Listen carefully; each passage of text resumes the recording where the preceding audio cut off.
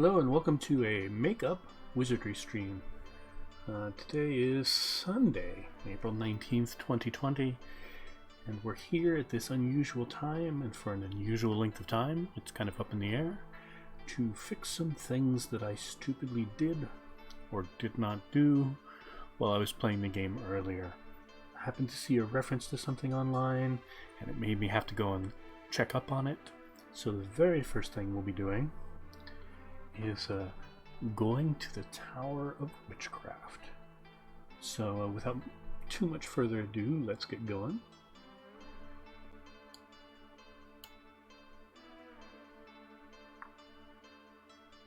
Let's see.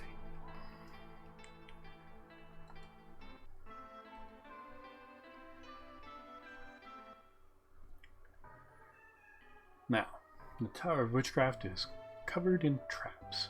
Sneaky traps. And switches. All sorts of switches. I went counterclockwise around this first area at first, clicking all the switches, and after I clicked the last one, a bunch of traps had opened up, and the gate. And I was like, oh, well, that must be how it is. Well, no, not really. How it is you can turn on the switch only that activates the gate and leave all the traps like, non-working. So, let's turn off all of the traps on the level, why don't we? Alright, the very first thing I'm going to do is go back into the camp menu and cast Levitation.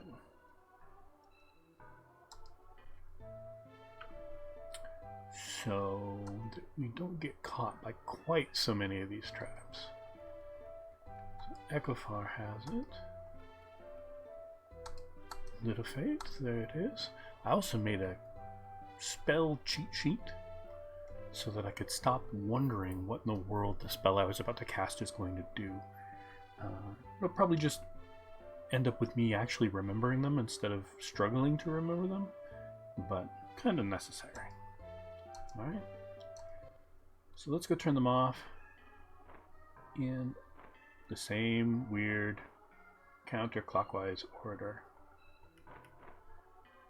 Now, with the main problem being, I think that there is a teleporter here.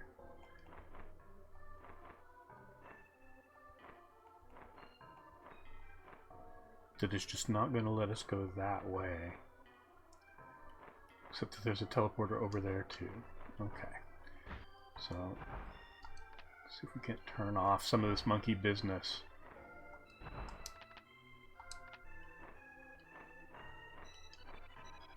Because it's the one basically at 8 o'clock that is the gate. And we've turned off the fire pit, which is nice. So no longer get roasted for stepping through that bit.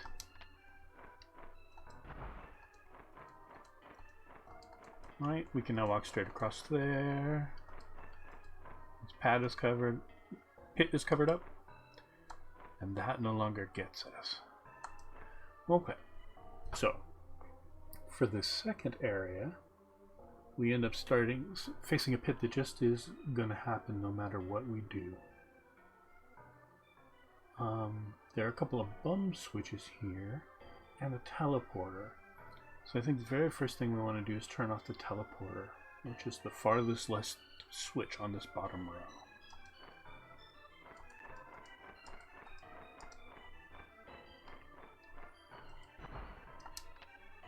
Okay.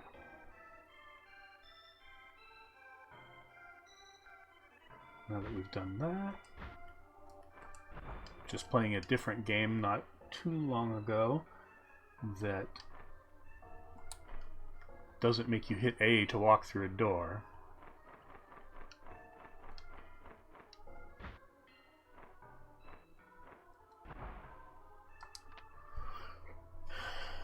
There's a button that we did not actually mark.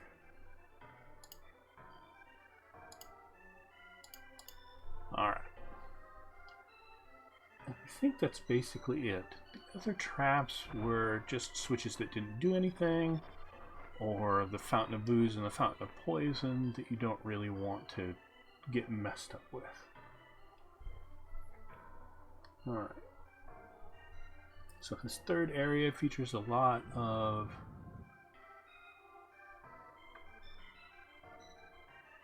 wow.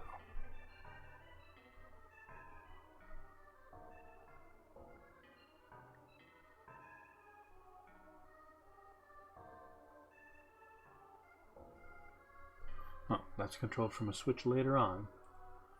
So let's have these gates were supposed to be open.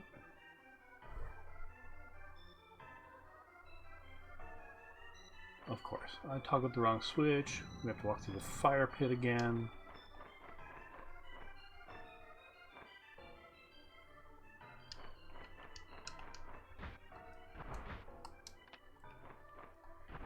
As you can see, I'm playing very stupidly to make up for my stupidity, apparently.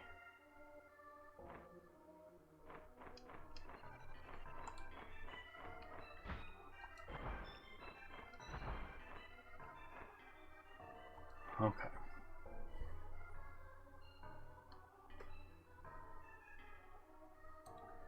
So here we just need to look out for a spinner.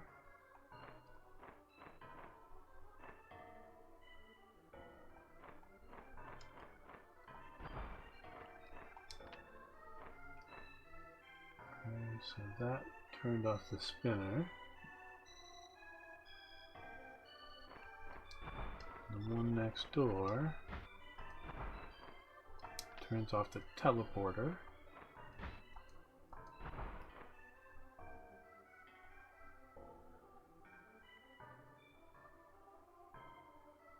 And E will turn on and off pit.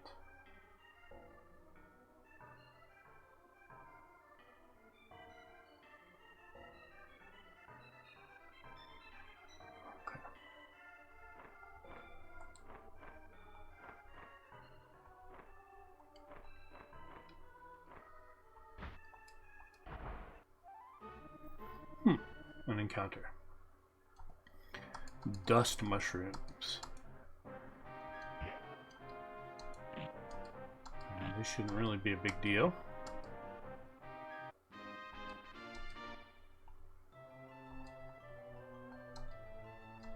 Ghost swarm.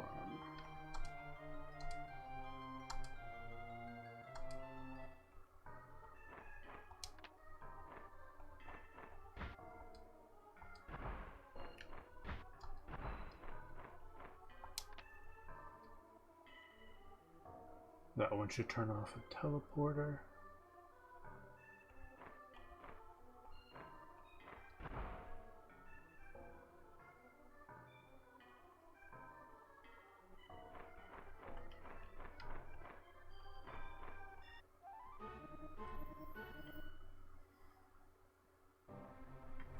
Kijimunar. Let's do something I've been wanting to do and find out what some of these things are.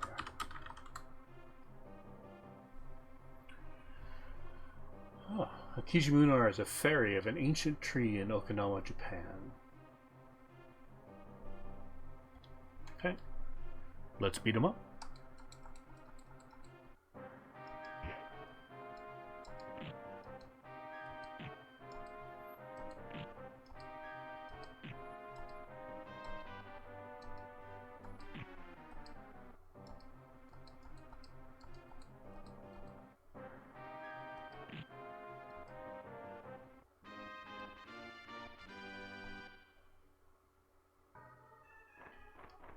Okay, make for the switch.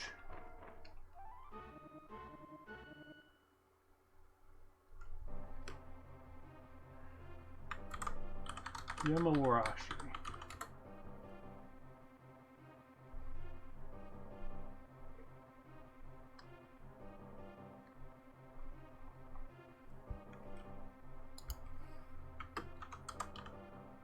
The name of a musician, but I don't think that's quite right.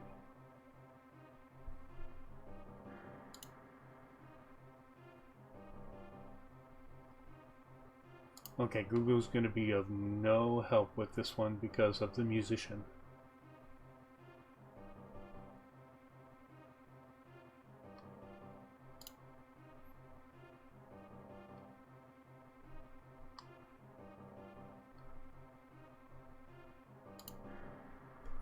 Alright. Unless it's just a reference to the musician. I have no idea.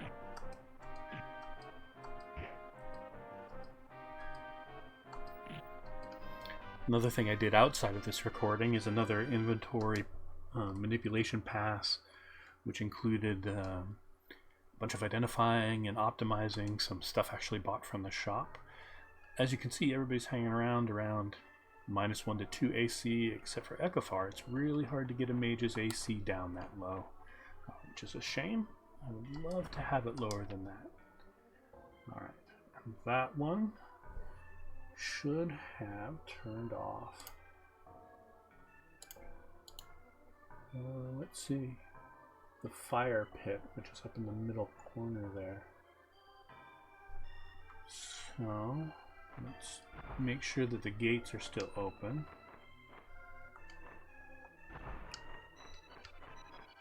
They are not. So let's switch H, which is on the other side. And here's a bunch of stuff that I didn't map.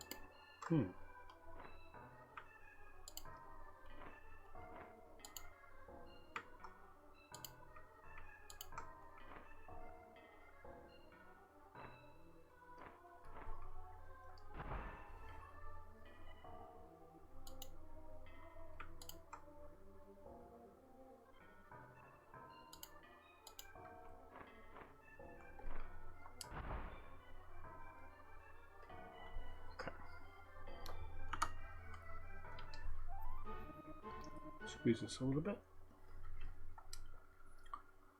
Rogue mushrooms. Very daring and naughty.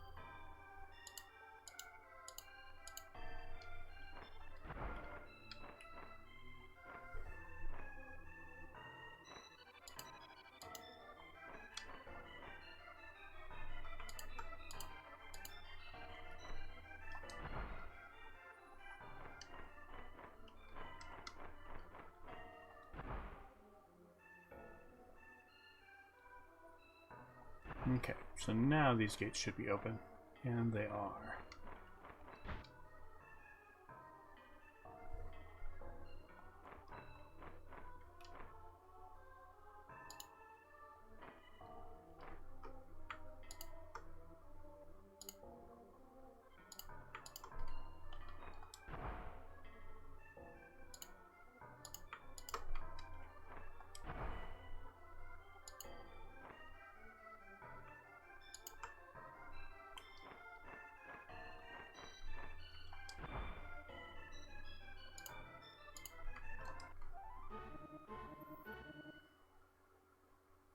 Toads.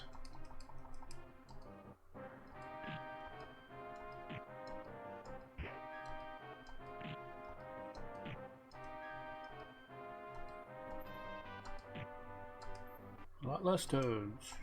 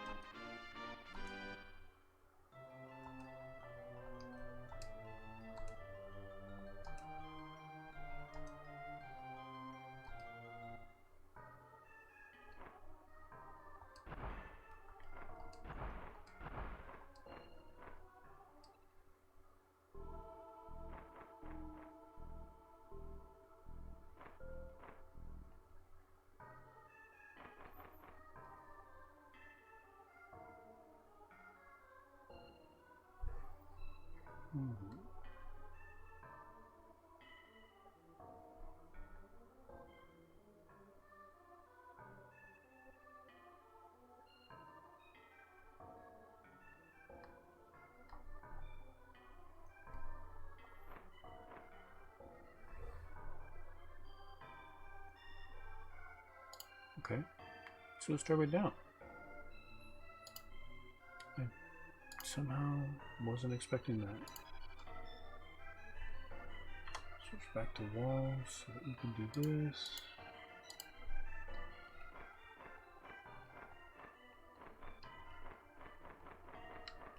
Let's see how things are on the other side. As we would have expected.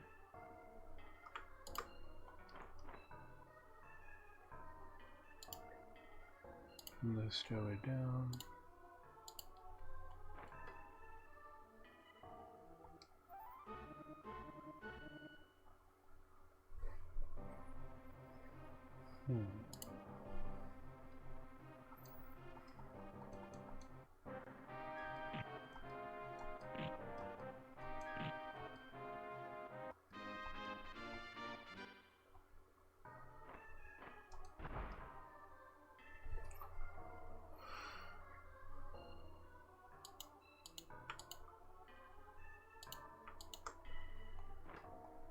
Familiar looking layout, really.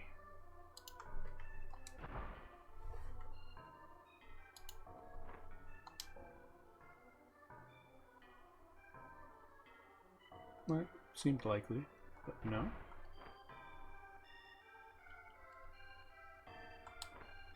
Okay.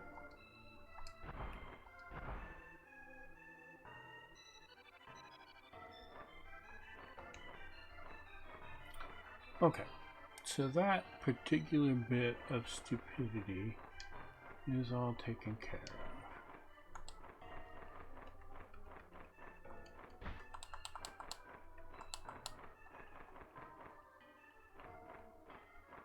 The fire pits are out, all the spinners are out, and we're out of the dungeon. Nobody's really all that hurt except for Oddish. So let's just go straight to the Tower of Stillness, where I made a much more embarrassing mistake than just not realizing what was going on with some traps and switches. So, y'all could cast a Dios or two on Oddish to bring him back up to near. Perfect? Oh, there we go. Alright. So, once again, let's get rid of the sidebar. Recenter the map. So originally, the door leading to this area was locked. There was another switch or event somewhere that opened up this door and let me get in all the rest of this area. So as you can see, there are 4 big blank areas on there. And I was like, oh yeah, I'm probably going to have to go in there and find some keys or flip some switches on a later floor and then come back down and go through those doors. Okay, let's just go. No. You can actually have your thief pick the locks on these doors. Oddish, having gained, 8 or 9 levels since the last time I actually had him try this, opened them all pretty easily. So let's see what's in there. If we look up 1 level, or for some reason in this map it's down 1 level, I think, we can see that this is pretty constrained, but there's plenty of room for these to come up in the other 4 quadrants of that floor and have something going on. So we'll see, I guess. Alright, here we go. Pretty much immediately we have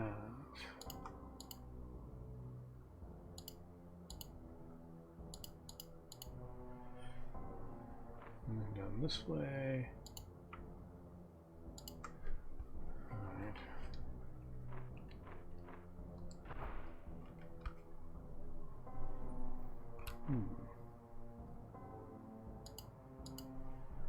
Alright, make sure there's no switch or event or anything up there.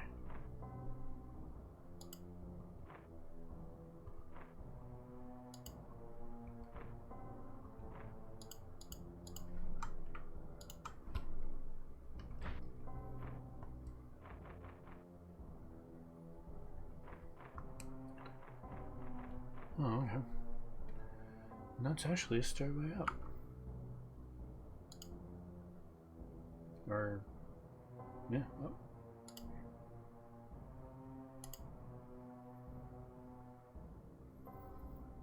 Nothing behind it. Alright. So let's leave that for a little bit. See what else is right here.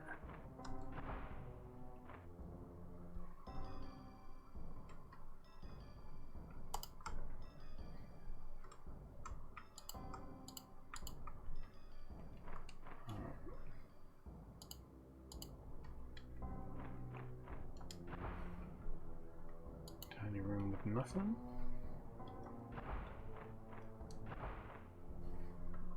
Alright, that is a door.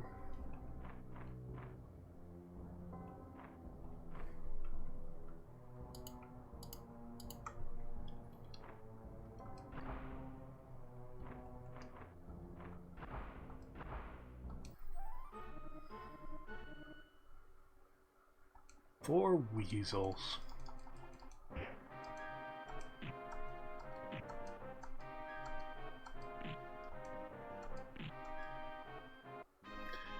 Every time I fight the weasels, I get that Laurie Anderson song stuck in my head.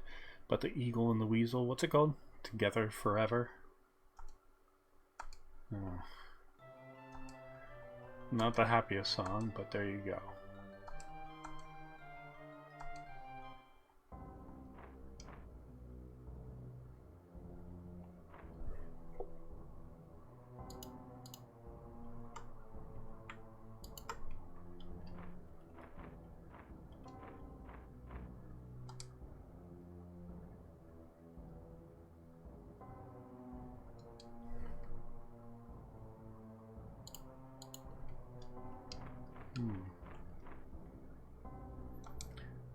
That is mysterious.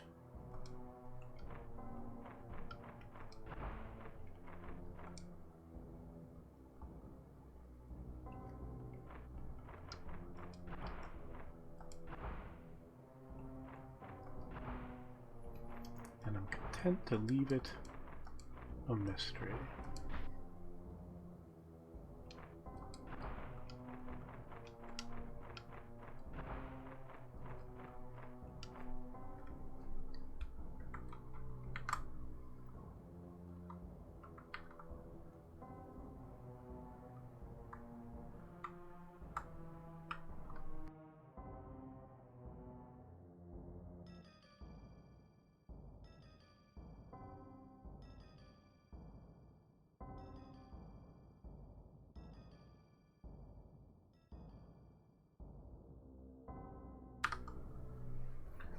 Alright, let's go up and see what's there. Up or down or whatever it is. Alright, so we start off. Wall immediately there. Two doors in front of us. And that going down.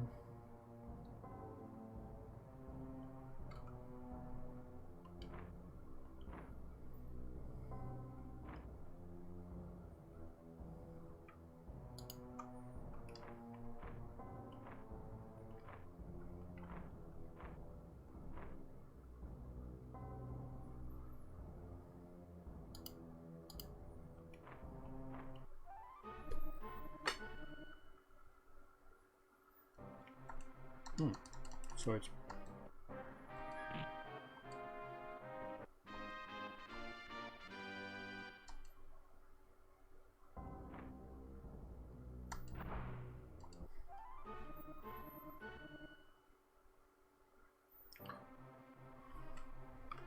no good judge.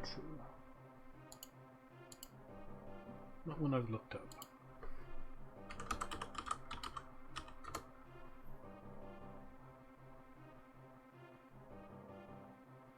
Oh, just a maid.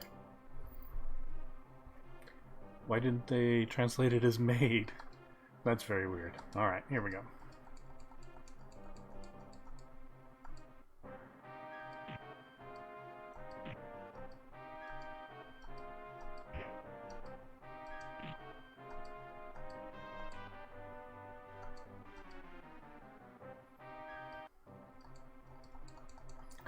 And some mysterious cloaked men we can't make out.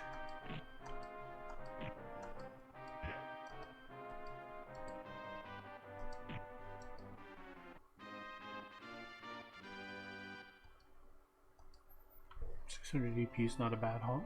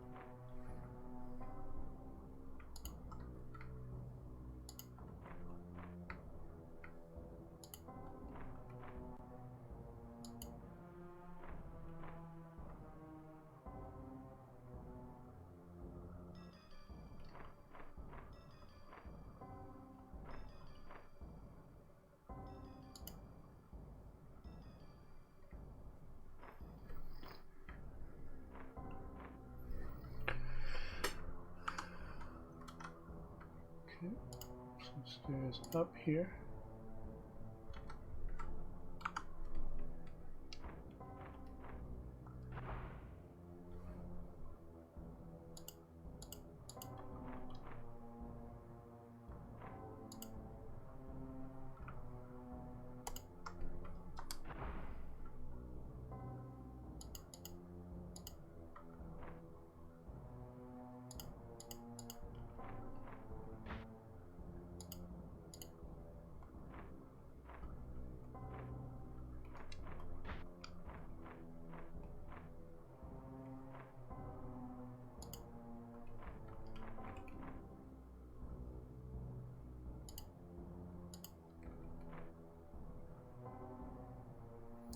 I drastically misread that. Apologies, folks. Much more straightforward than I thought it would be. I'm getting way too into this interesting new mapping. Let's go down to the ground level and see about the other corner rooms. They're likely all about to be the same level of complexity.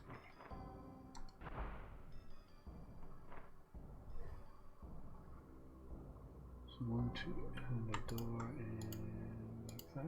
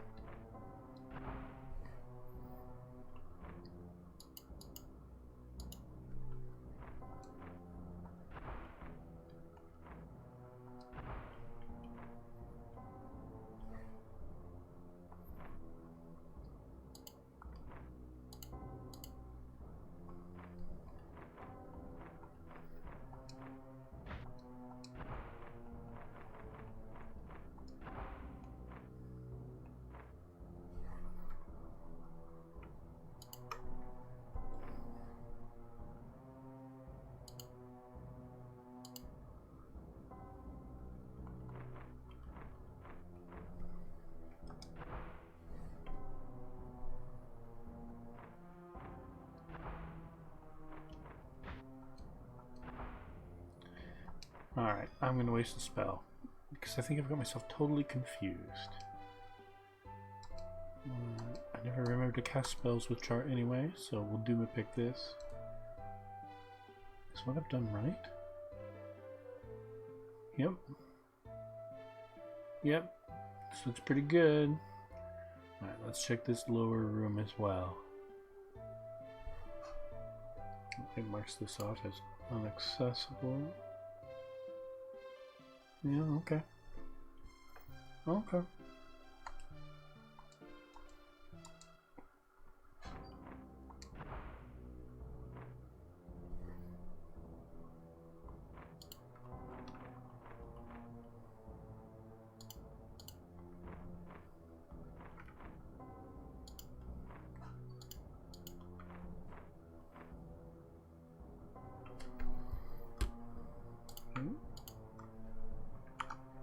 And upstairs.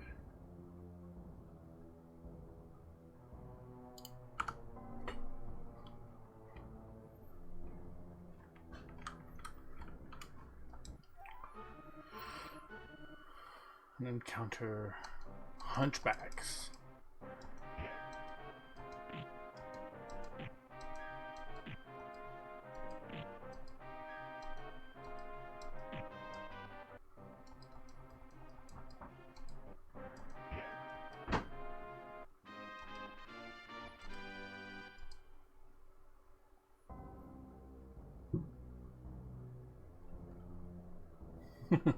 Hey, Smokey.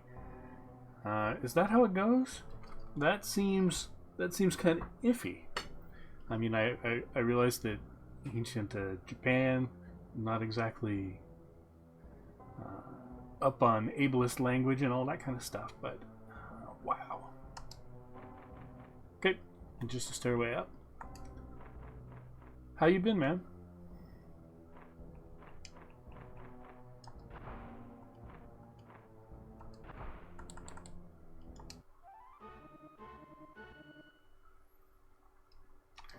The Chunin.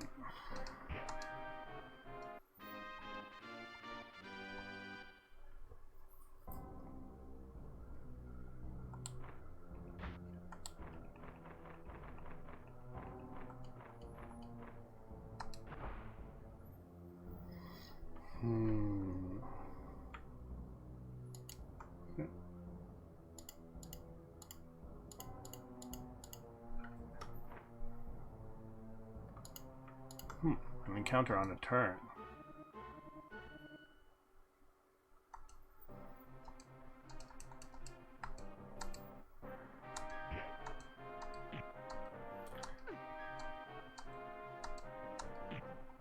The spell was actually really effective. 8 damage is a lot for this floor.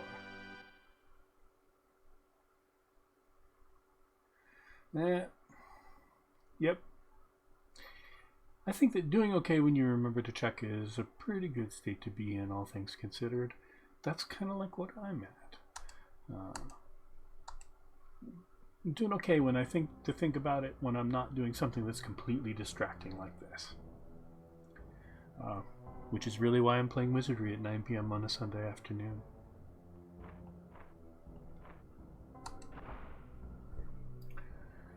Okay.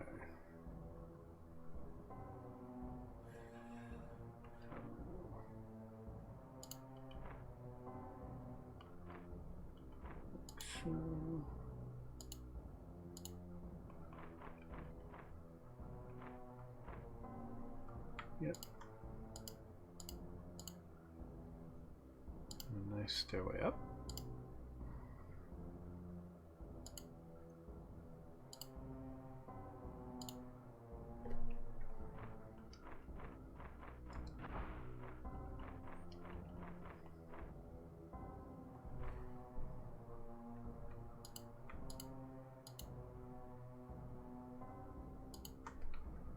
Looking pretty mirror imagey to the one in the other corner.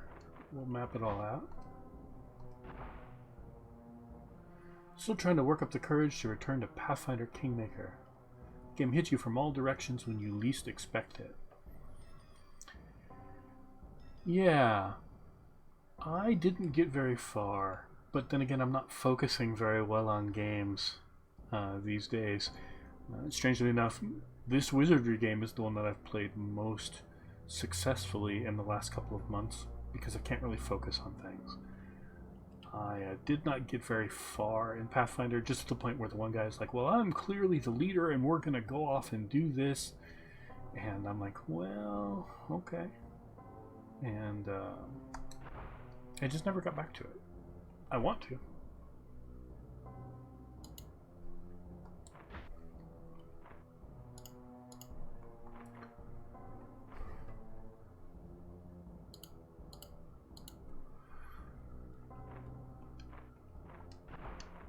I'm just saying, that's what I bet it looks like.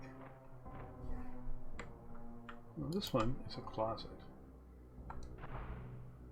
Timed events that it doesn't tell you about.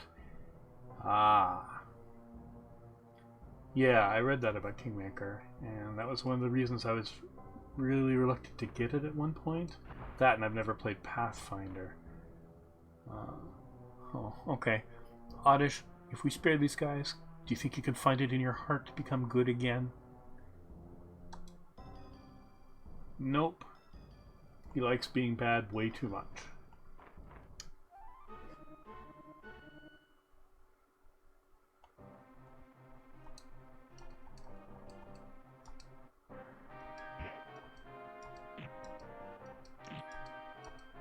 I mean, but I guess that's the thing about Pathfinder specifically, is it's a game that's designed to appeal to people whose idea of what can happen in a Dungeons and Dragons game hasn't changed for 20 years.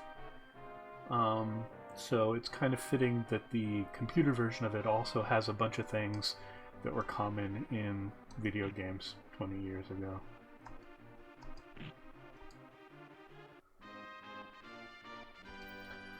The kind of stuff that we don't put up with much now. There's a pattern, and once you get it, it becomes more manageable, but I sometimes wonder if I'm too far gone in the game. Yeah, well, I mean, that's the one thing to say about it is, I guess it's really designed as a game that you can definitively lose, right?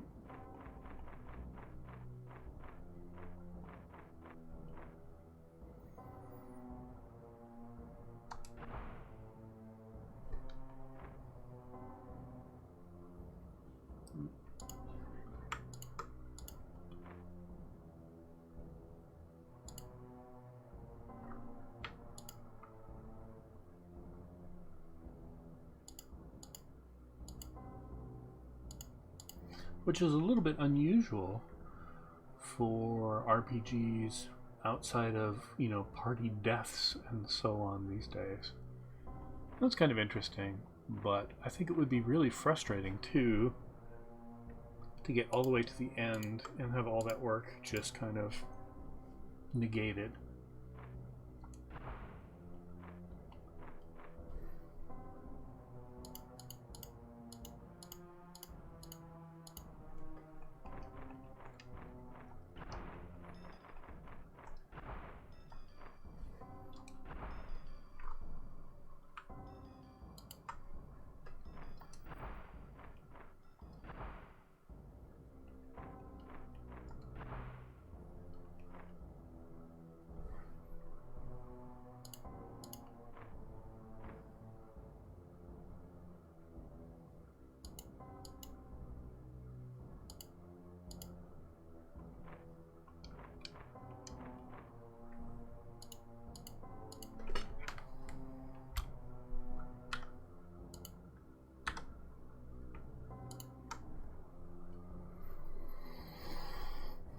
Alright, so there we go. A map of my failures on this floor.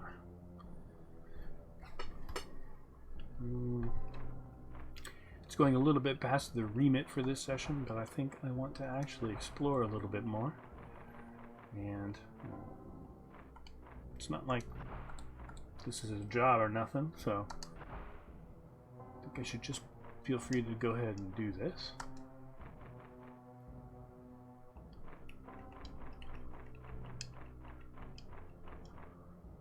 Let's see what's up in this tower.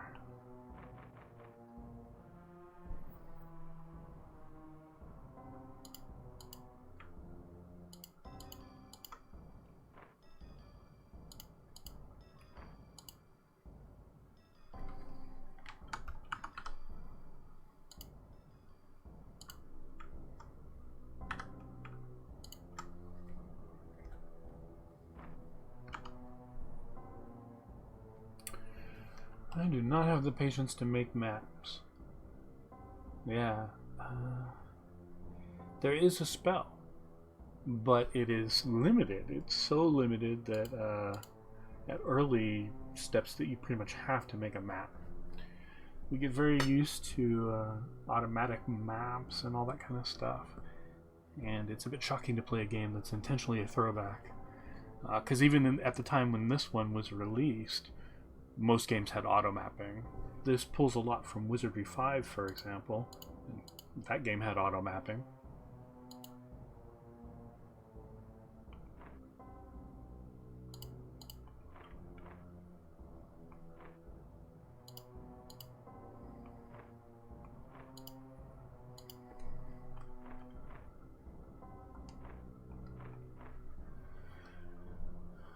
Since the whole step on every square thing is what really gets me about these games, the addition of making a map, if it's kind of integrated into the gameplay like this, or like the lower screen in an Etrian Odyssey game, I can really get into that. All right.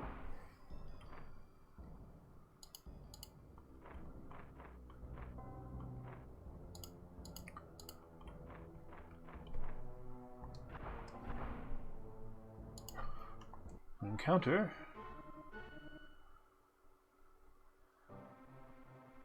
Wow, a 3-monster party. 1 scout, 2 men in armor, 1 man in armor.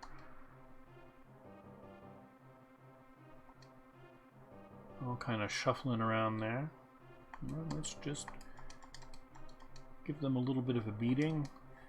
And just for good luck, nice multi-person fireball.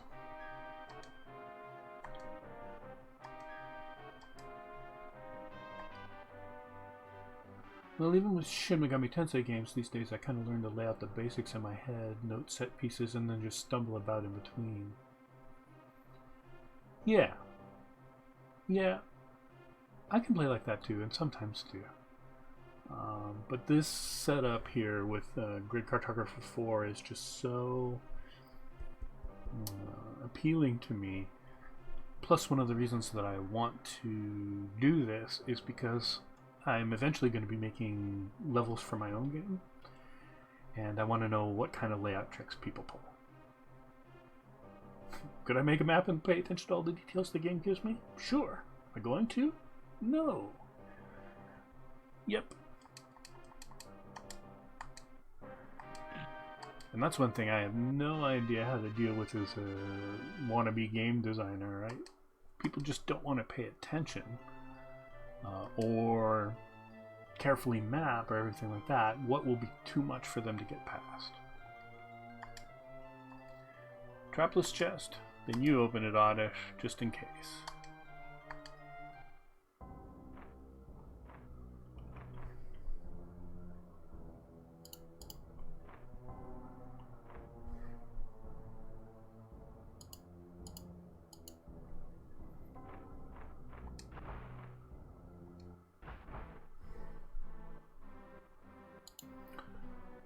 Special event.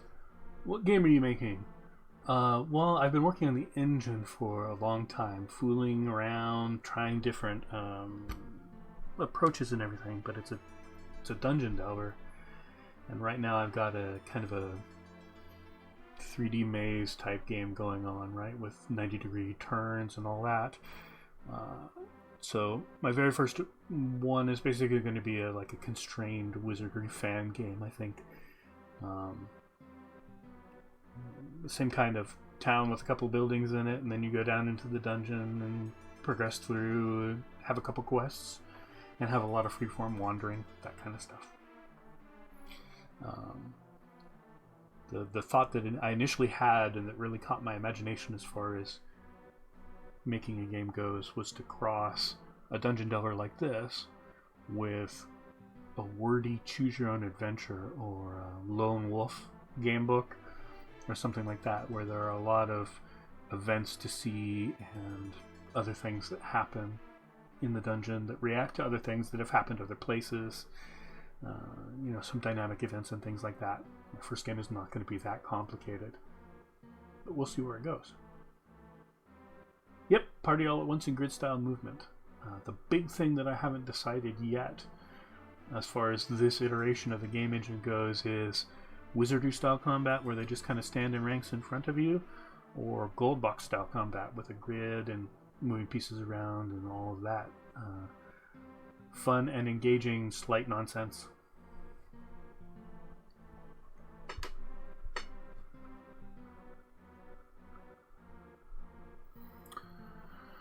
So, and that's kind of what I have to tackle next after I finish a few more clarifications in the scripting engine, is setting up some kind of loop for getting into and out of combat at the very least. So I kind of need to make up my mind about it soon, but maybe not really. Yeah, I've played the Pillars games, and the text windows with illustrations that pop up in the middle are very much like what I was always planning on doing, and I'm cribbing a bit from them, but intentionally giving it an older interface feel. Basically, the right third of the screen is going to be a scroll of the text that's going by. Choices will pop up down at the bottom and all that kind of thing. I really wanted it to be non-modal, where you could have things that were about to happen or going to happen, but you could run away from them, avoid them, choose not to interact with them, and that kind of thing, instead of kind of forcing the interaction at the point of it occurring.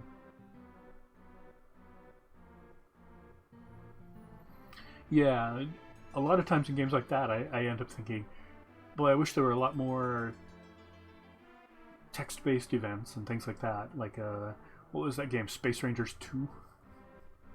And then they finally did put out a game that is nothing but text-based bits, and I never bought it and played it, so...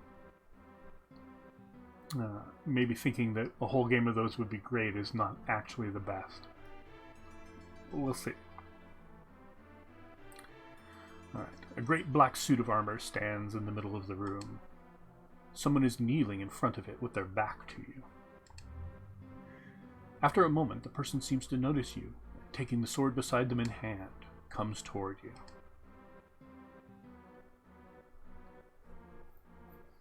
Kingmaker does that. You can back out and revisit. Well, good. I think that's kind of an important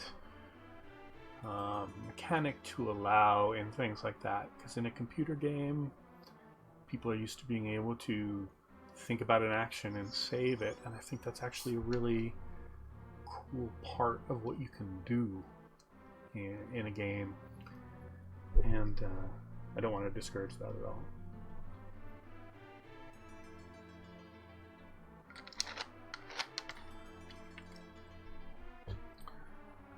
Okay. Who might you be? I'm the rightful heir of this tower, Byrus. Your name? My name is Byrus. Heir? Heir I am, but the Shogun's blood I do not share. Born this way, I've never even seen my father's face. What are you doing? I stay here and create new weaponry. Weapons? Anything you like?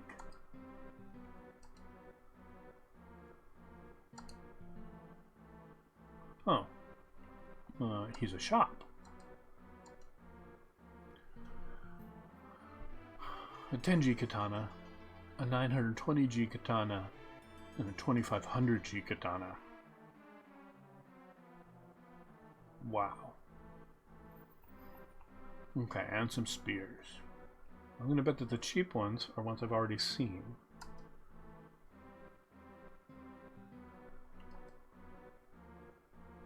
Okay.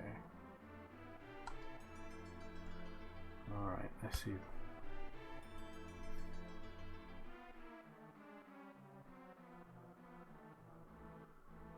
There I am can be interpreted as a bad accent pun. Execute him. I don't know. Makes me think of Brazil. There I am, JH. The minute I found a sequence that involved becoming an honorary goblin via goblin drinking contest, I backed right out, saved, and went back in with unstoppable determination. That actually sounds really awesome.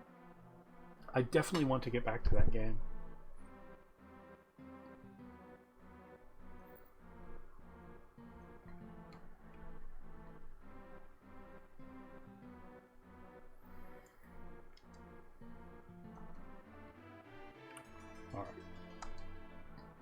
Who has an open slot? Full gold. Buy the expensive katana.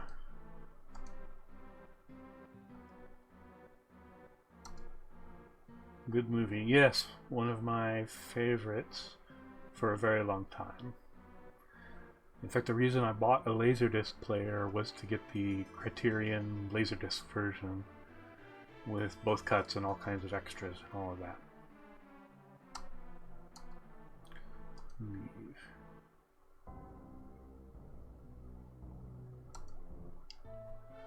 I love it for letting me at least try to make nice with the monster tribes. I really learned a lot from running a tabletop D&D game. I was running the Mega Dungeon, the same one actually that I was proposing running in chat on the Discord. But that party, even when it was very large, and then at the end of that game when it was very small, as people had dropped out and attrition had taken place basically, almost never wanted to wipe out somebody that they could employ instead, which I just thought was hilarious. And I flung them like 500 years into the future of that timeline, and it still happens there, which is still pretty hilarious. But there are all kinds of supposed to be antagonists in that area, and once the party tried to make friends with them, I couldn't resist at least giving it a shot to work. And they got burned a couple times, but all in all it worked out well for them. Alright, Peach, let's see what you picked up.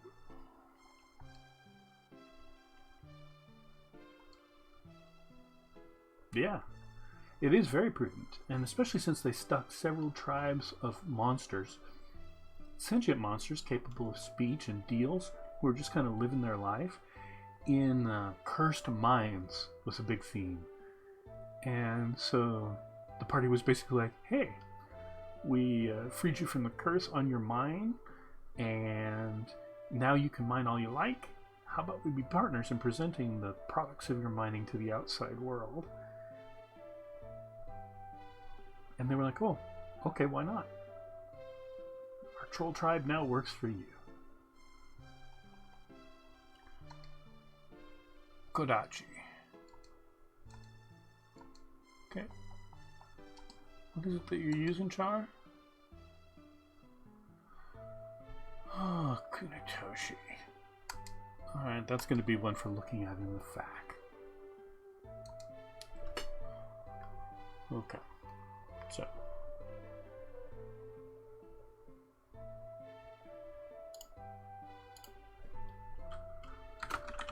Prince. Who sells weapons.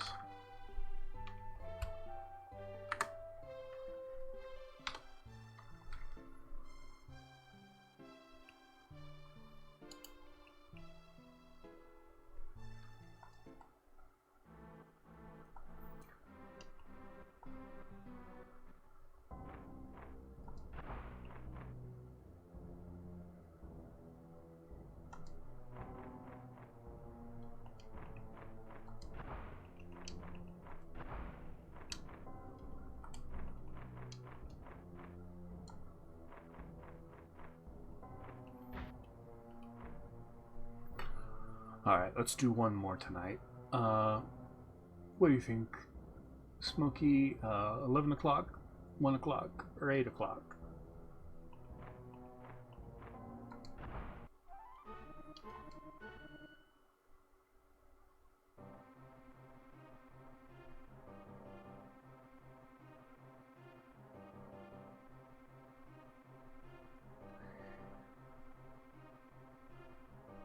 So it's important to make peace with a tribe of smart ogres right away.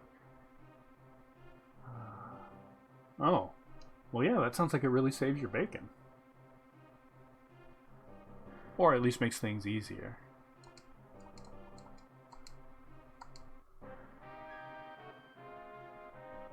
Paladins, ogres, and vampires.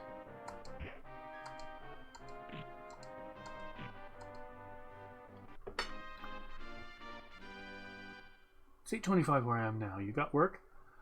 No, Sorry, that was unnecessarily obtuse. There are 3 more like towers to this dungeon, like the one we were just in. One at 8, one at 11, and one at 1 o'clock on the map. I guess I should have said southwest, northwest, or northeast. But no, I don't got work until tomorrow. So I've got about 12 hours.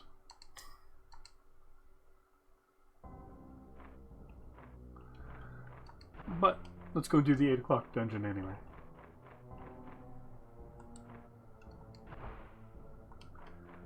Same bacon? No, I was confident beforehand. I wanted to completely wipe away his entire army and erase him and his family line off the face of the planet.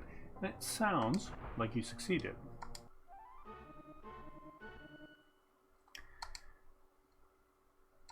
Strolling priests.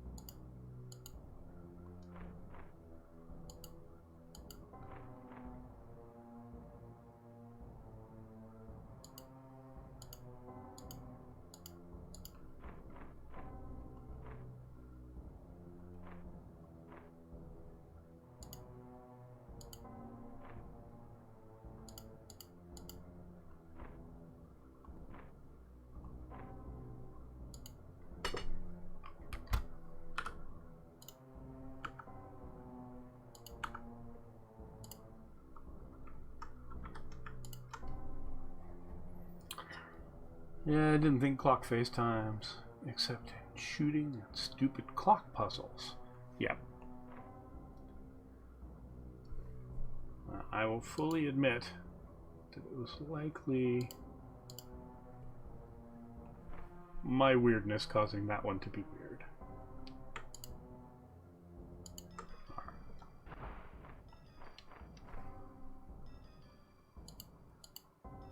This is a very symmetrical dungeon, as it turns out.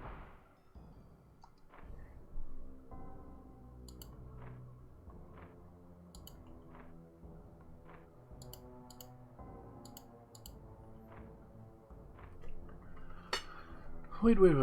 Is armor class calculated like Seiko? Yeah, armor class goes down.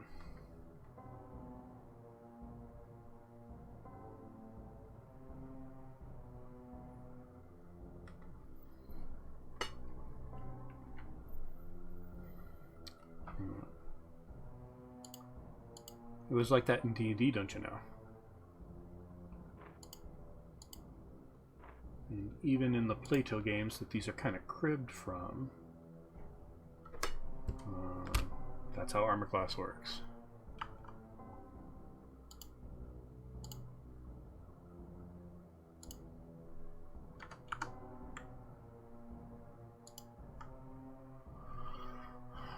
See, I never got what was so confusing about Seiko. You take the Seiko number and you add the armor class of what you're trying to hit, and then that's what you need to roll. Very straightforward.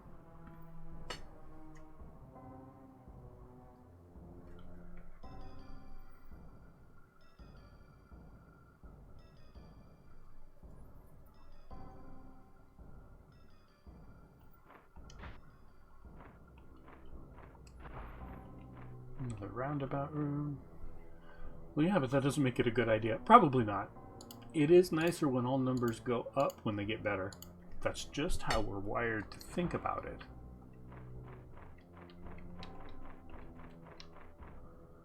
Everybody's still pretty good health-wise. Let's go up. Start off facing blank wall.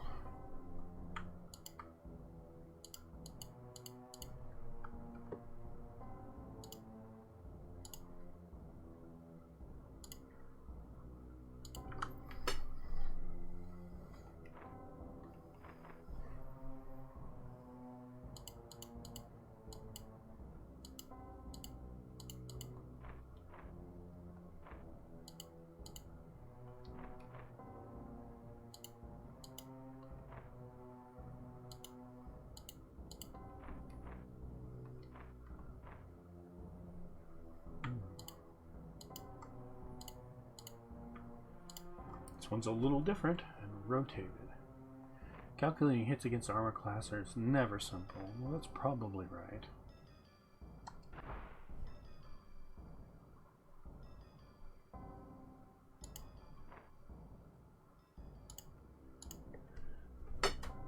It's kind of one of the things I was really digging about Mechanicus, Warhammer XCOM-like game that I picked up at random. If you can draw a line to it, you can hit it. There's no die roll as far as the combat goes. If you pick fire gun and you can fire gun at somebody, you'll definitely hit them. It really changes things in interesting ways.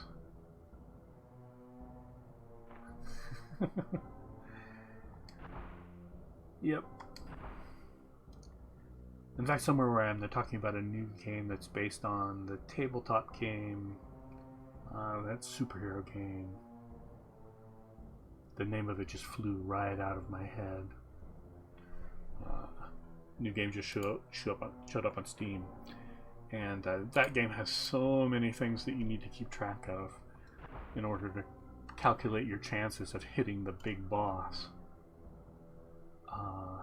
which is kind of the point of the game, and it makes it really miserable to play on the table. Animal Shed, beware dangerous animals. Sentinels of the Multiverse, that's the name of that game.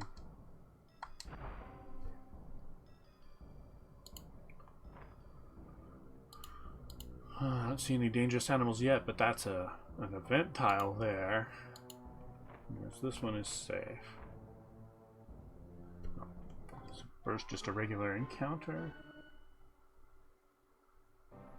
One master.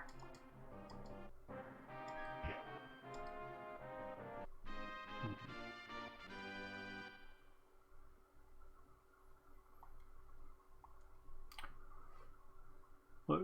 Sentinels of the Multiverse? Yeah. This? No.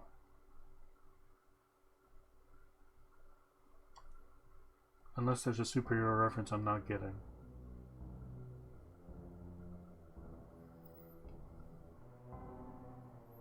My brain is not too agile today. Let's see what this event is. Inside the shed there are no vicious beasts, but instead a bunch of cute rabbits and squirrels.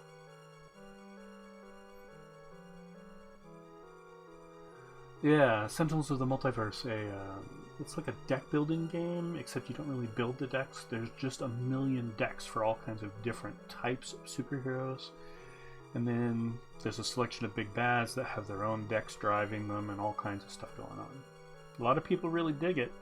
I was miserable both times I tried to play it, so definitely not my kind of thing.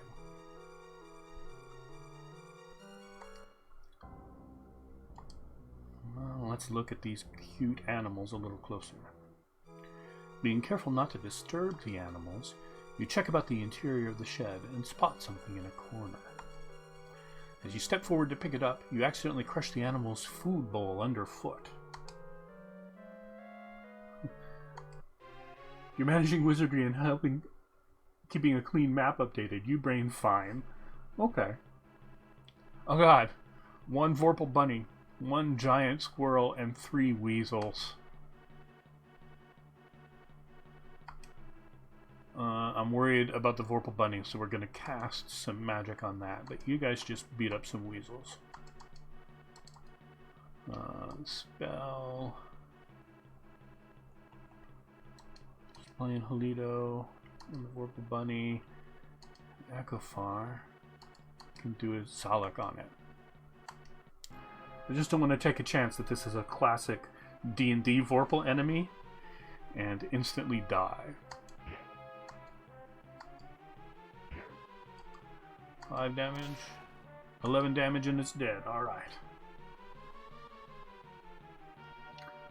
Yep, Vorpal bunny. I had it even odds of being just a Monty Python reference, an actual Vorpal bunny, or just a weird name. Giant squirrel runs away. A prudent response. It's a massacre in the animal house.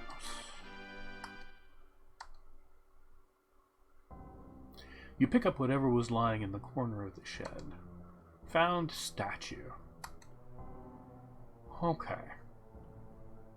Game, why don't you always tell me who picked up an item? Not Char. Okay.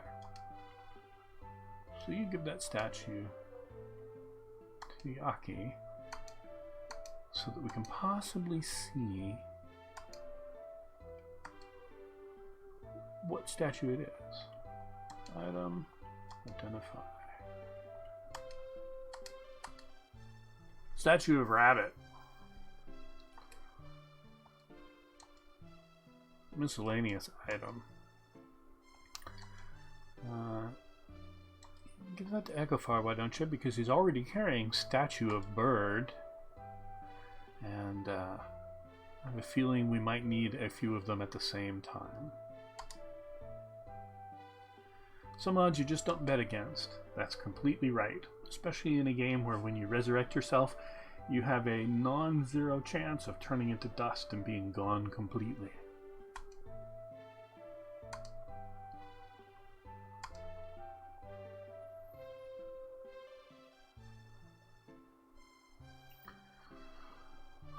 Okay, so unless I misunderstood,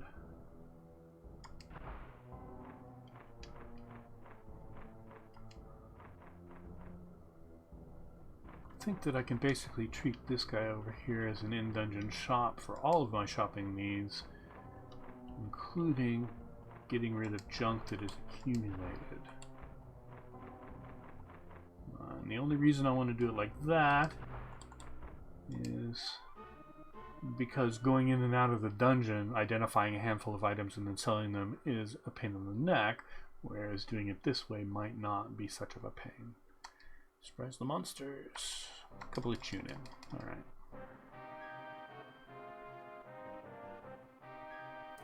I know you don't mean literally resurrect yourself, but now I'm already thinking as to how one pulls that off anyway.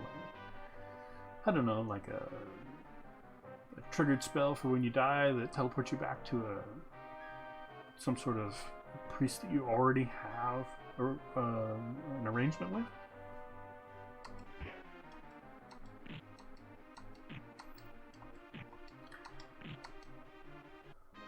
I did play a little bit of one of the Game Boy entries in this Wizardry Guidance series and had a TPK when I met an unreasonably hard boss for the first time.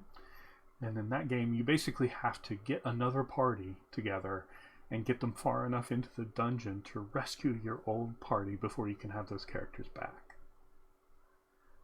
So either you train people up and then you have way too many people of an appropriate level for where you are, or you send level 1 newbies into the dungeon, have them flee from every encounter and hope they get far enough. Usually they don't. I think I'm going to have to reset that game because I have, I don't know how many dead party members sitting around the dungeon.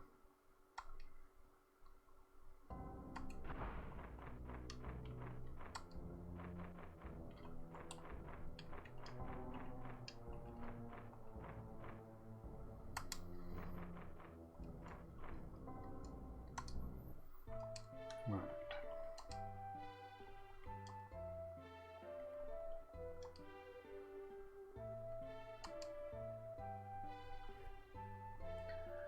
I have to admit here, this Rod of Necrology, I spent way too long hitting people with it and doing no damage before I figured out that's probably not what you use it for. It does let you equip it as a weapon, but no, you use it to resurrect somebody without going all the way back to town to do it. Yeah. A Morning Star can be sold. The Kadachi I'm not really sure about. She has 3 slots open, so let's pile some more question mark items in there.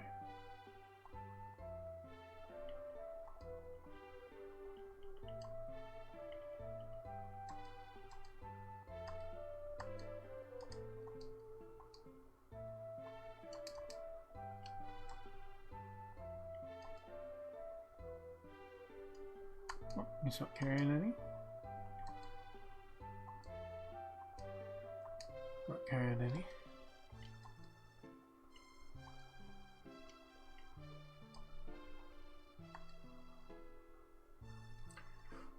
Yeah, I went ahead and looked it up because the identify screen gives you distressingly little information about what an item actually is.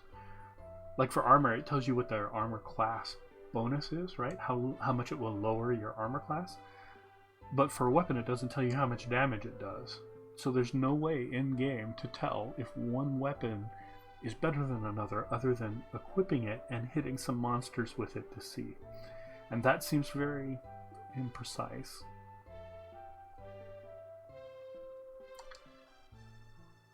Alright. And then does Echofar even have any question mark items? 2. Okay.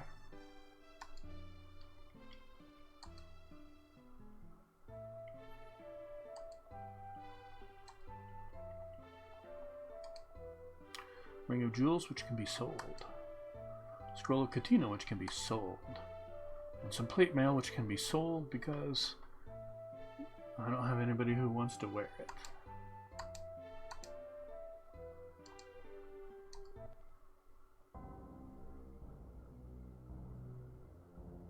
The weird design followed by Let Plast? Yeah, but it's a lot kinder than older Wizardry games. So, you know. This one's in a kind of an odd transitionary point between older games, which you couldn't even identify your own items, and newer Wizardry games, where you can, and it tells you everything about the item. There's a lot of other really small design things, like there's 1 or 2 places where you can switch between characters while you're looking at a thing, but if you want to deal with items, you have to go 3 levels into the menu for a character, and then back out, and then into another character, and then back out, and all that kind of stuff, instead of being able to, say, use the shoulder buttons to switch back and forth.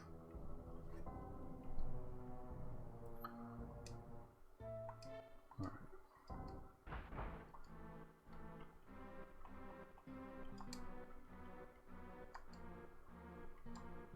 Let's see, so the Ring of Jewels, Scroll of Katina, plate mail.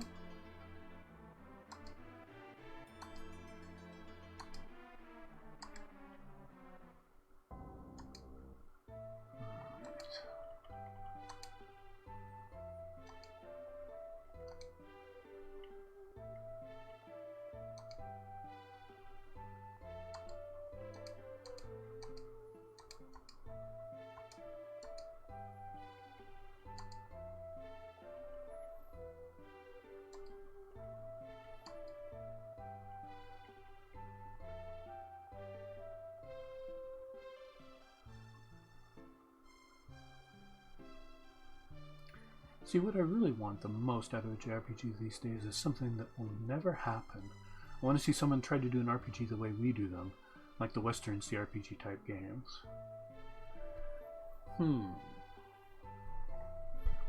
Yeah, that would be interesting, especially if it used a specifically Japanese RPG system. Well, what's that one that took forever to be published?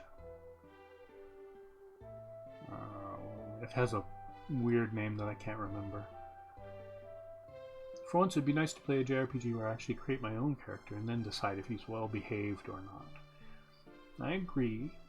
I really don't mind games where they give you a character and he has a personality.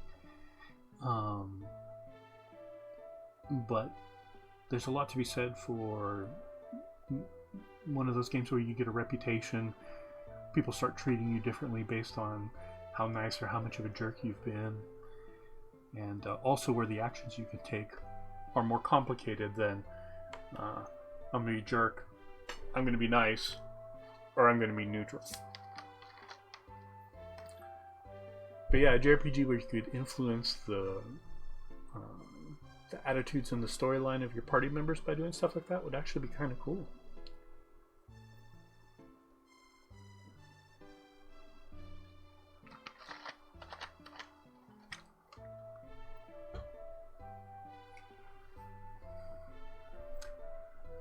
Yeah, Dragon's Dogma is great.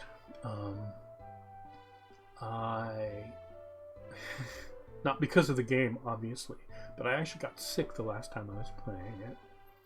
Tried to play it with a fever and kind of failed.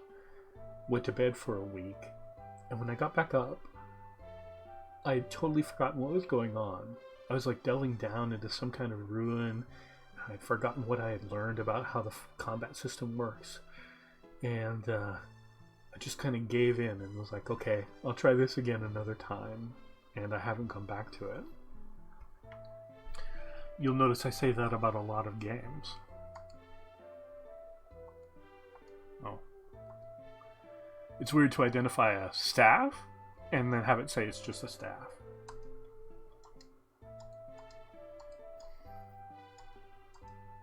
And another Ring of Jewels.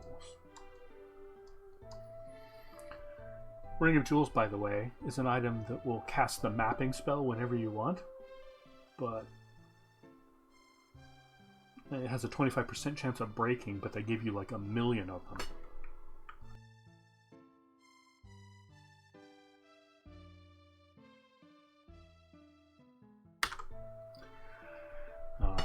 So, not something I really want in my playthrough because I'm going to all the effort to actually make a map. Alright, so let's once again sell off our unwanted stuff. This game, the inventory limit is so draconian. It's 10 items. That's what you can carry. 10 items. And once you have a couple pieces of equipment and maybe a potion or two to throw around, there's not any space left to pick up stuff in the dungeon. What system do I have it on? I have it on the Xbox 360, and I may have it on Steam.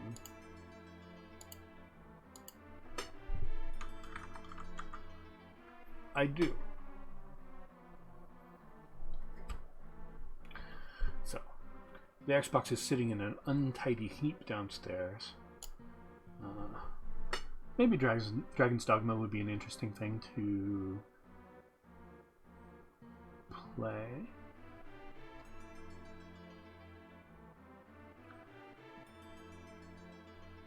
I'd more than likely do it on PC though.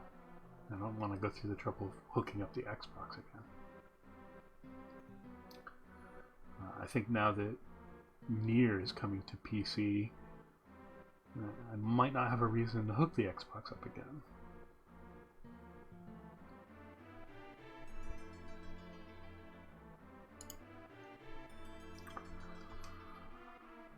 Alright.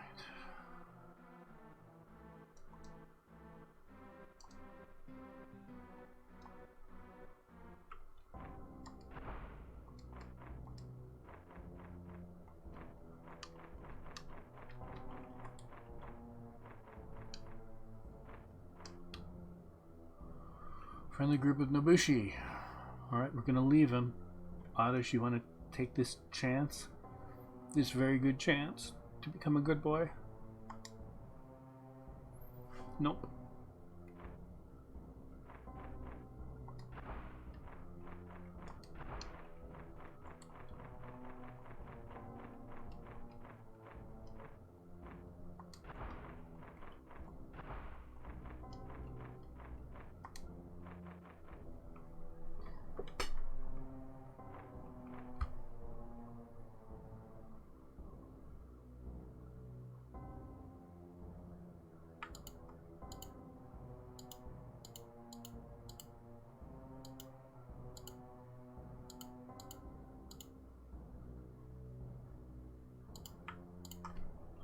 I'm just guessing.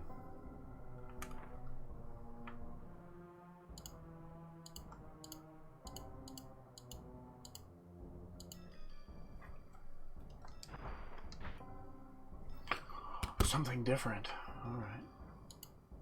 That's what I get for guessing. I have it on 360 PC and I could have sworn I had it on PS3.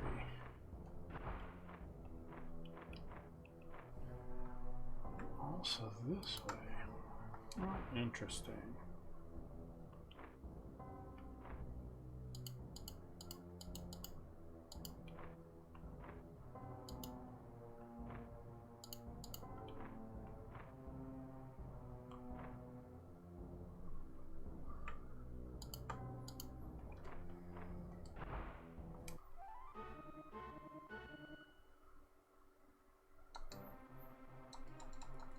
A lancer and some men in armor.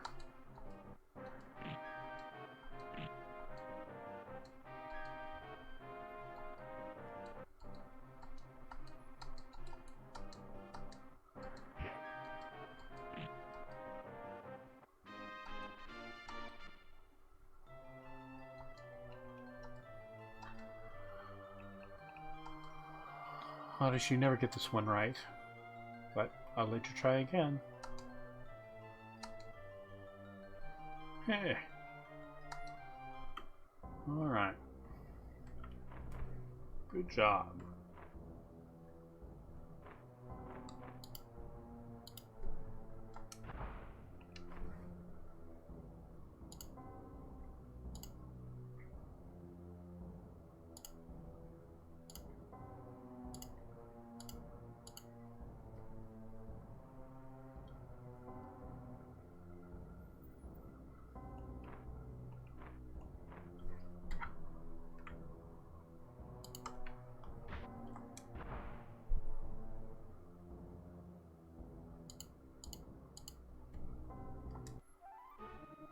Tempted to reinstall it because everyone else keeps saying they want to install it and my pawn is useful.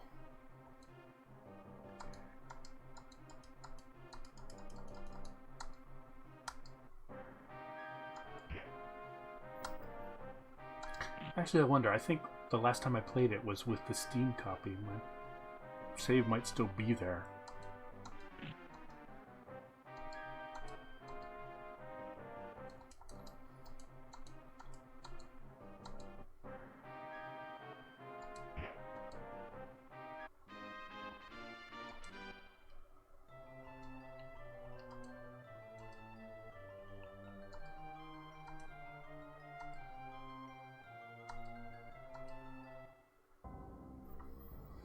And the inventory is already almost full again.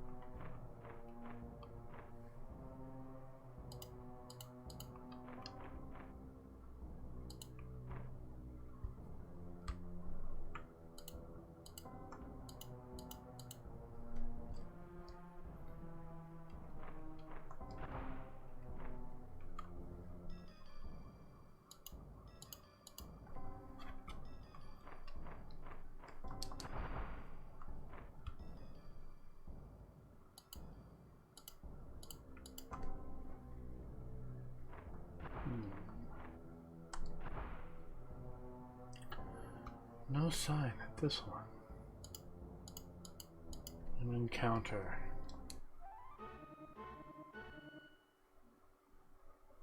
One brother and 2 scouts.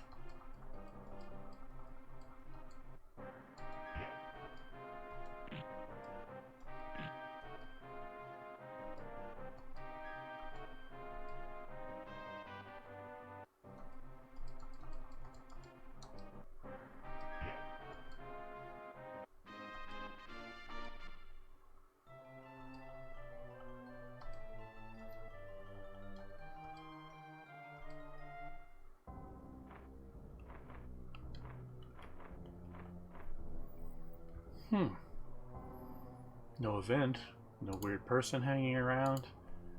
This tower is empty. Well, that's kind of boring.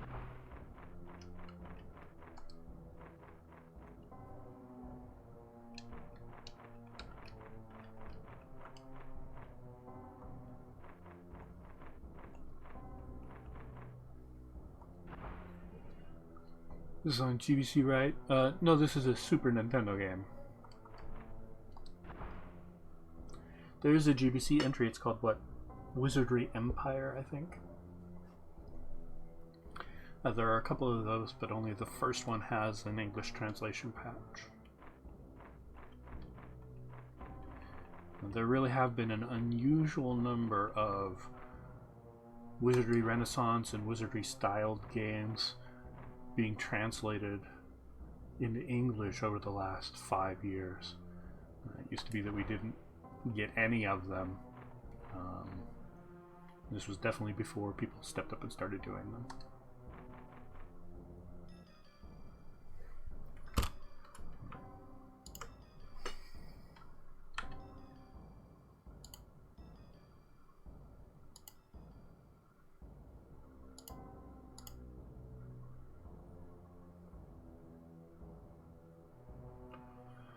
Oh, backhanded compliment then, because I was going to say that it has nice sprite work. It still has pretty nice sprite work, even for the Super Nintendo.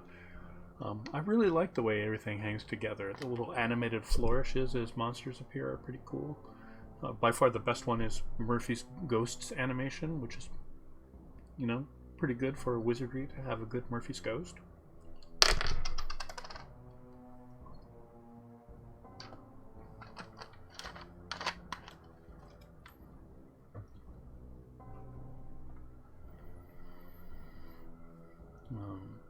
The exciting thing about this one is it has multiple wall texture sets. So, as a Wizardry that it was kind of contemporaneous with Wizardry 5, it's a pretty big thing.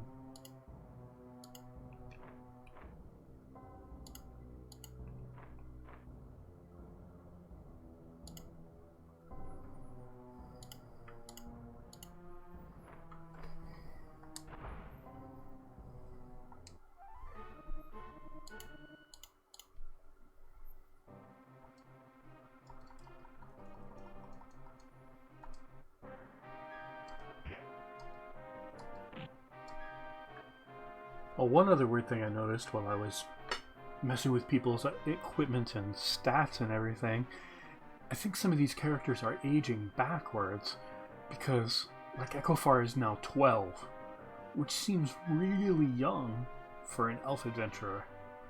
And other people are like 15 and 14, and meanwhile Oddish, who's had the worst look of anybody, is 21. And I could swear that when you create a character in this game, it pretty much starts at 16. Really only partially familiar with Wizardry. Friends doing LPs, played some when I was younger, tried a few of the more recent ones over the years. Yeah, the weird thing for me is, not going to sound very weird given some of the conversation we've had tonight, but it's a genre that I've loved for years. I've always bought new games in it. I bought Lands of Lore when it came out, and Stonekeep and all those things. But it's also a genre where I rarely finish games. So, I mean, that's what this whole channel was set up for, really, is to kind of give me an excuse to play some in-depth. Also to give me something to do while I'm shut inside, but you can do both of those things at the same time.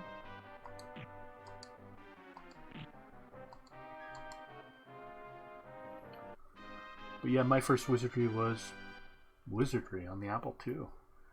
I went over to my friend's house after school every day for weeks, and we would boot up Wizardry and work on it. So we never even come close to finishing it.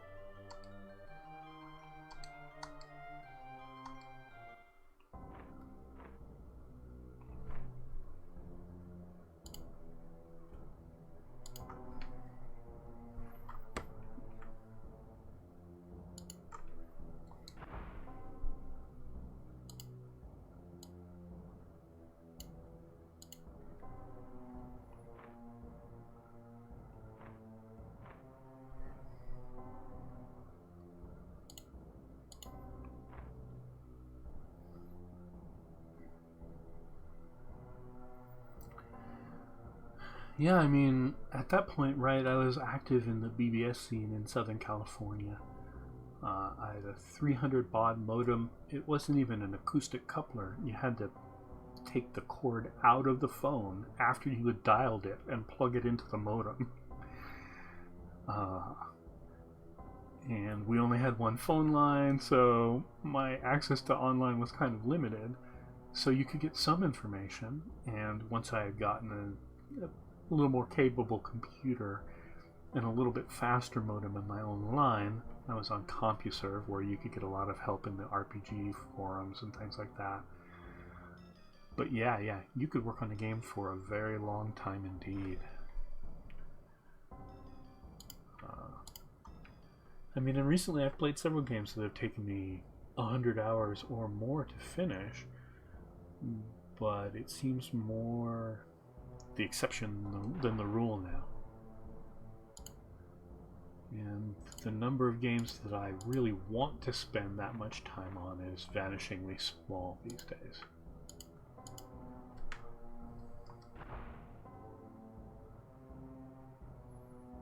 What's weird?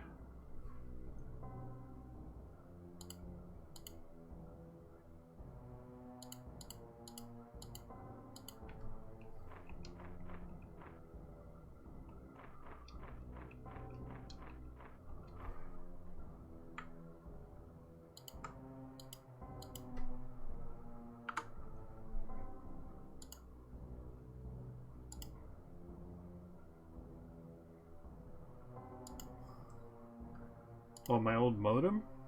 Or something? I wasn't looking.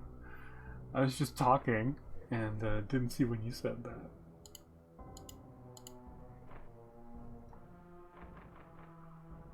Okay. This time we start staring down this hallway.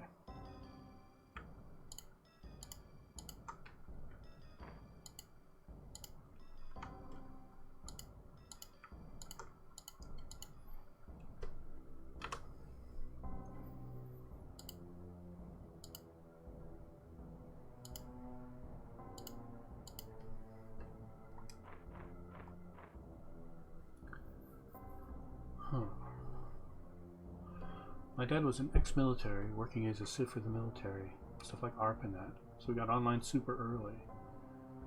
Sierra's online service, or whatever the hell it was. I was just thinking about Shadows of Vesuvius the other day, because that was a lot of fun. I think there have been some attempts to make a game like that, you know, a dungeon crawler with multiple people in the same space and everything.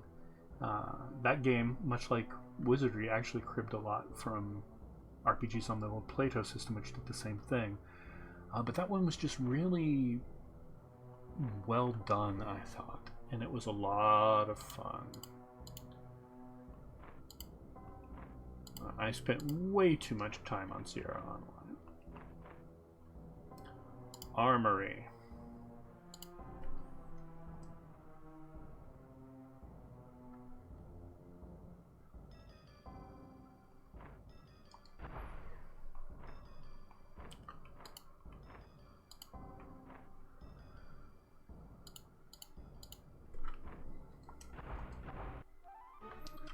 Yeah, I was recently messing around with a DOS-based terminal emulator to use inside this to play those old Plato RPGs on like an emulated mainframe. And I had to configure a DOS box for it and a TSR to drive the actual communication, because it's basically supposed to be used with a modem, the program. But you can install a fossil driver and then you send ATDT and the host name and port of the computer you want to connect to, and it acts like it's dialing a modem. A lot of fun. I think you can find some hacked standalone or fan server versions, but I never dug into it. I was bad at Eservius, but it was somehow fun. Exactly.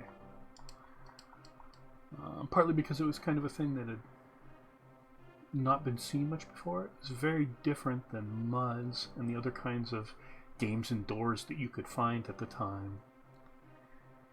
And the community, as I remember it, was actually pretty good.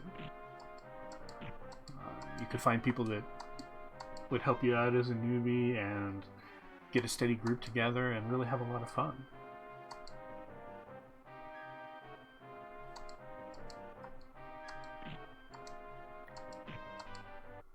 Yeah, I was actually setting it up so that I could do a stream sometime of Avatar or D&D 5 or Oubliette or something like that. A really crazy old school mainframe RPG from back in the day. I still might do that sometime.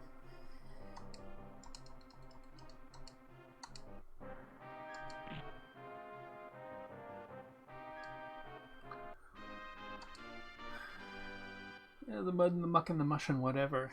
Yep, every once in a while I still get the urge to play a good old style mud.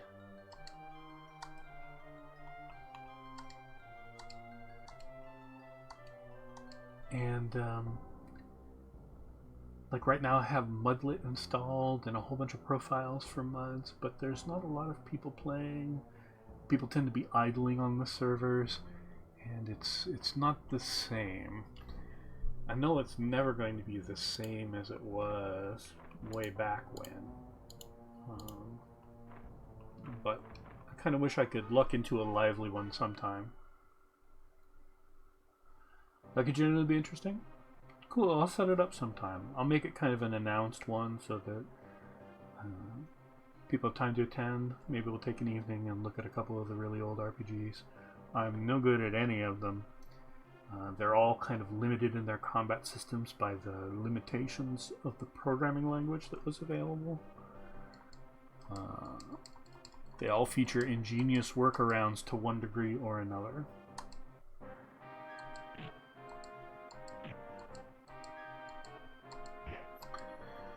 The other thing is they're basically designed for multiplayer. So maybe if I set it up with enough lead time, other people could get accounts and make characters in the game and we could meet up.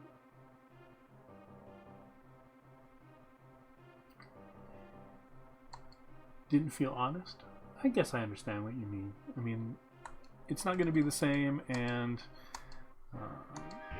the good muds that I could find out there were the same ones that were running when I was into it more than 10 years ago, back when you had to register Mush Client. I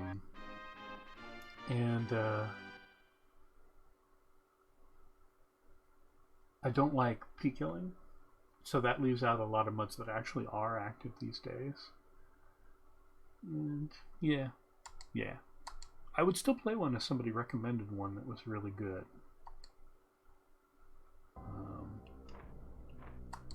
But the other thing is, I think we put up with a lot more silliness in games when I was playing muds a lot.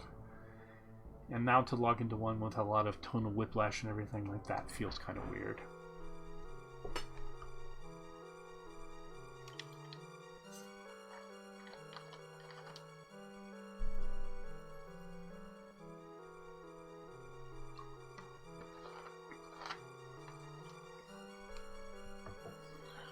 Alright, here at the top of our last tower, an event.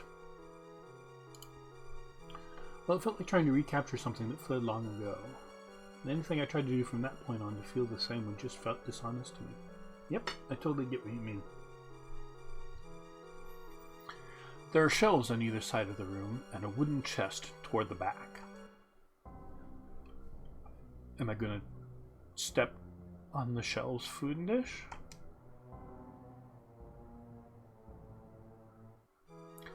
Busted up suits of armor, dulled swords, and nothing you could use. Opening every box and searching every shelf thoroughly, you come to the conclusion that there is no usable equipment.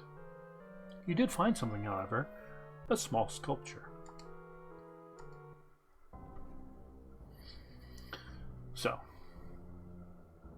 2 out of 3 of these towers, or 2 out of 4, had sculptures in them.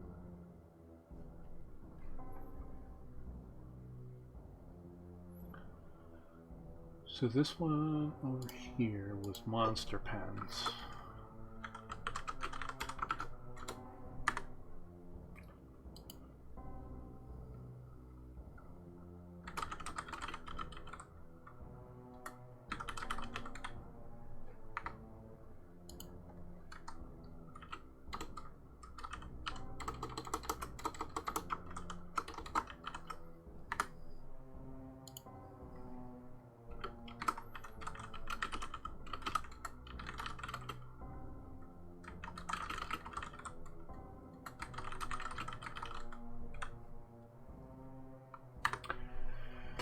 Do the sculptures have sprites? I don't believe they do.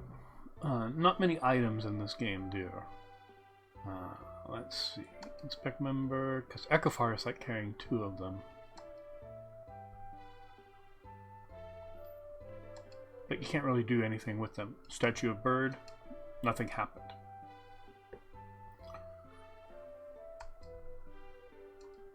So, who has the new statue?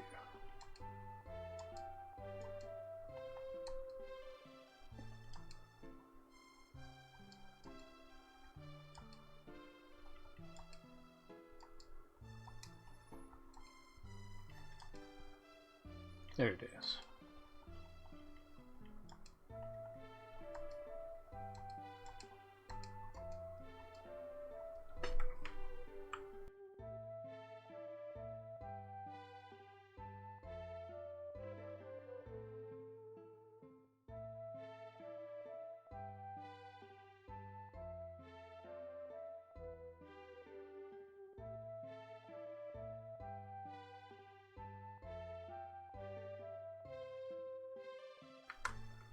Excuse me there. A little bit of coughing because my throat was getting dry.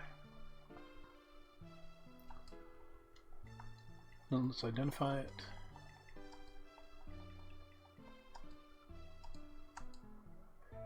Statue of a horse. And a shadow cape.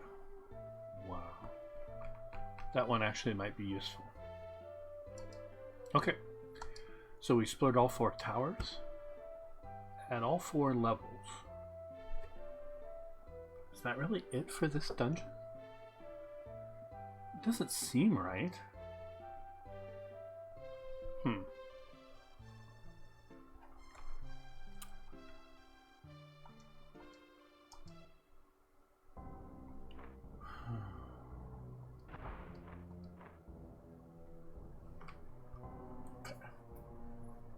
So let's take a quick flick through maps that we've drawn.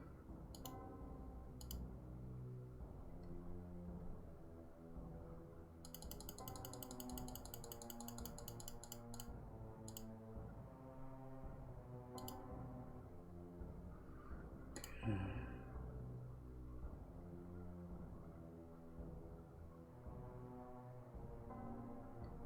So I think we need some colored gels or something for a light puzzle there.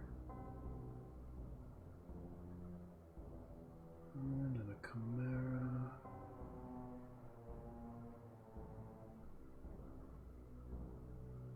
Booze fountain.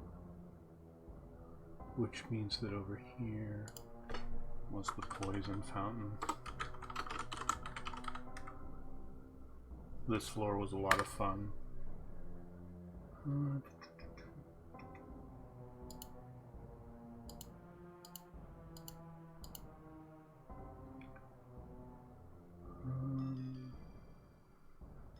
Oh, this is just the first floor of here. The only thing.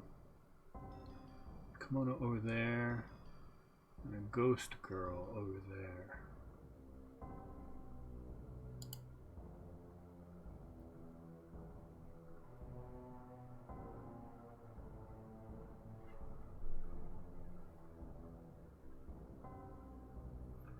Bird's nest, that's where the statue of bird came from. So all 3 of the statues were from inside this tower.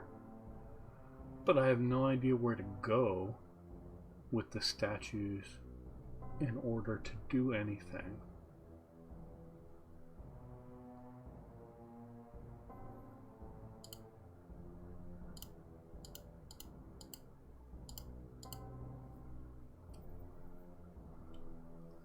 Oh, and this is the Tower of Stillness. Stagnant Swamp, tombstones. I have no idea what Rachel the Organizing Angel is supposed to do for me. She sounds helpful, but I can't figure out why. Nameless Adventures, 3 of them. That's kind of suggestive, but only because of the number 3.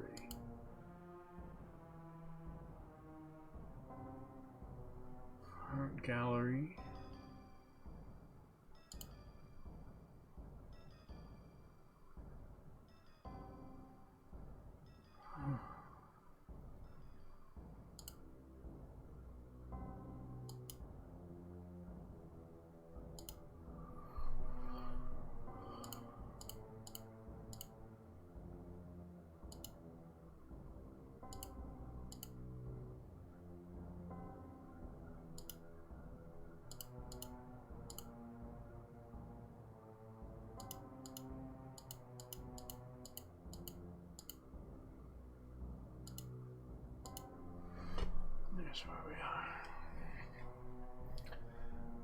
So I want to try two things before I call it a night. One is to go over to the bathing ghost, because I think there was a portrait of an actor in her room which matches a portrait that I found in another tower, and I wanted to make sure. And the other thing is to go up the middle stairway and go to the tea room and see if there's anything there about animals. Because there is a mysterious gate that I've never been able to open on the floor.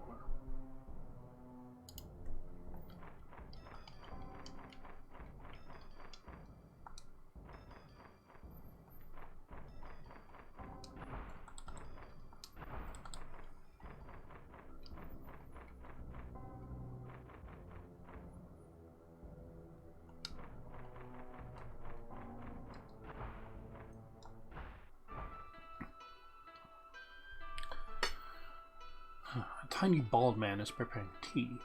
Noticing your presence, the man stops and speaks to you. My, so rare to have guests. Please do come in. Care for some tea? Alright, now I'm going to cheat a little bit and do a quick save. Let's show him an item.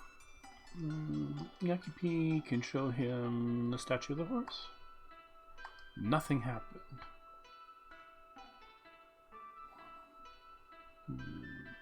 Yes, I know the menu says fight. I know that it does. So I think the actual answer is that there are some spots in other dungeons that I have not fully explored yet. And I will probably find something to do with these 3 animal statues in another dungeon. Ah, the stream is hanging? I hope it's not on my end. I'm not really showing any dropped frames. It's running at about 8% of the CPU at 60 frames per second, and the upload is pretty reliable. So, seems weird to say. Hope it's your internet connection and not mine, but that's kind of what I'm hoping. Sorry. So I think that's where I might leave it for the night, man. I rectified my mistakes. I explored what of the rest of this tower that I could get to. Let's go and take a peek at the gate with the clock. But I bet nothing has changed. A stopped clock is embedded in the center of this iron grate. You do not see any means of starting the clock.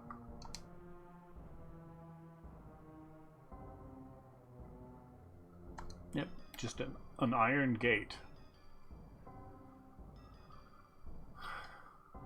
I did find a spell that lets me peek through walls, which is an interesting idea that I'm not really sure about the usefulness of. You certainly can use it, but most items and events are not presented as like billboard sprites or anything. So I'm not sure what the usefulness of it is. Drip, splash, the sound of water. The silhouette of a woman bathing. You burst into the room, but it's completely empty.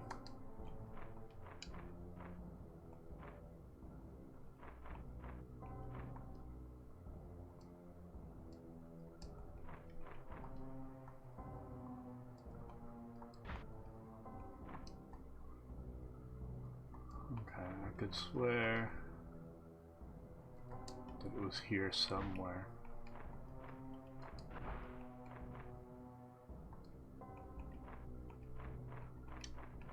Sorry to bother you, ma'am.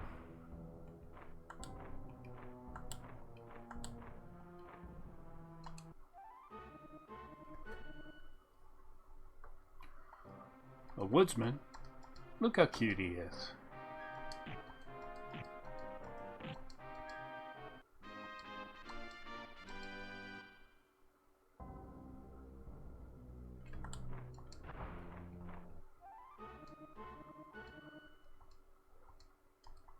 Six highwaymen. definitely less cute.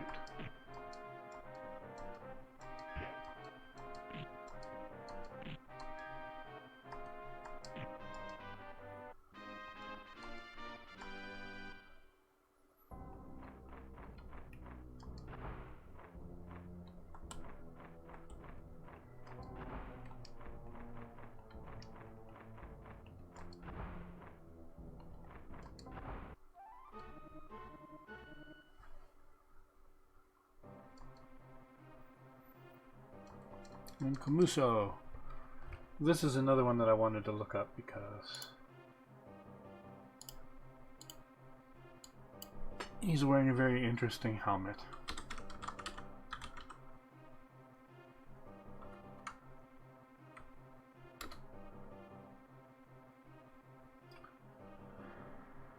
The Kamuso were a group of Japanese mendicant monks of the Fuke school of Zen Buddhism who flourished during the Edo period of 1600 to 1868.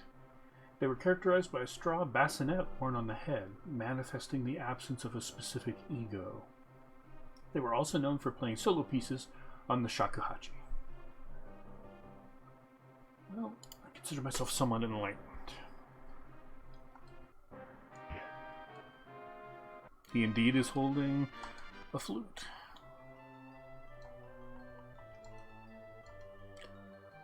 Cobra's Curse. Now that sounds like it's wrong. Let's have... You know, I'll cast it. Oh. Well, they're in agreement for once. So, Cobra's Curse it is. Alright, a dagger of some usefulness.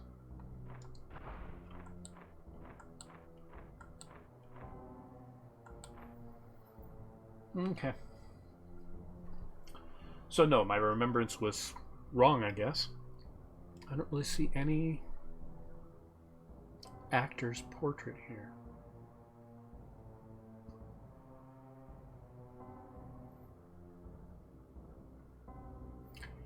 The wicker basket with the switch opened this gate.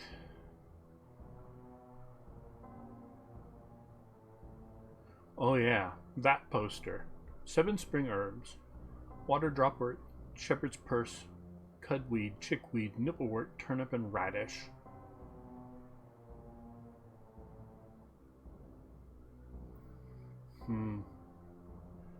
Well, I think I'll leave puzzling this out to another time. Thanks for coming and hanging out, Artie Smokey. It's good to see you, and next week I'll be running Lunchtime Wizardry as a regular thing, unless something at work truly explodes. So maybe I'll see you then.